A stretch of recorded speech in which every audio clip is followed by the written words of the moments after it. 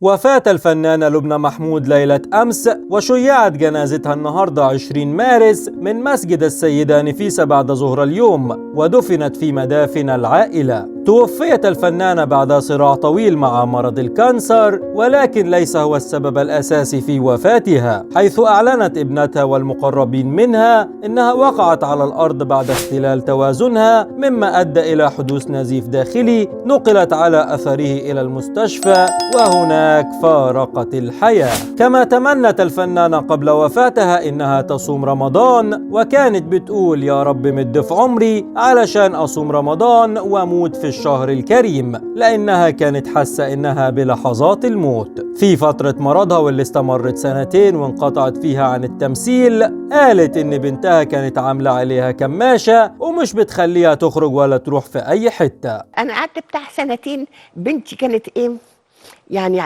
عارفه عامله عليا كماشه حبيبتي. لا ما تنزليش، هي خايفه طبعا عليك. وتدهورت حالتها الصحيه بسبب قله العمل وقله المال، ومع ذلك كانت نفسها عزيزه عليها جدا، وكانت بترفض تاخد فلوس من حد بدون مقابل عمل. كما قالت الفنانه لبنى محمود: ما فيش حاجه دايمه وما فيش حد بيسأل عليها غير الفنان أشرف زكي والفنانة عبلة كامل، واللي كانوا بيسألوا عليها دايما، وخصوصا في فترة مرضها. هو معقول الوسط الفني مفيش حد بيسأل على حد؟ الفنان لما بيكبر بيتنسي؟ هو ده الوسط الفني واللي الفنانين بيقولوا عليه انه عيلتهم التانية. انهار نجوم كتير في جنازتها وبعد تلقيهم خبر الوفاة، زي يسرا وماجد الكدواني بعد ما مثلت معاه في مسلسل موضوع عائلي ولمس حنيتها المفرطة، وكمان إلهام شاهين اللي قالت: كنت بعتبرها زي أمي. ولسه لحد دلوقتي ما تمش تحديد موعد العزاء، فطلبت الفنانة قبل وفاتها انه يتبني مسجد على اسمها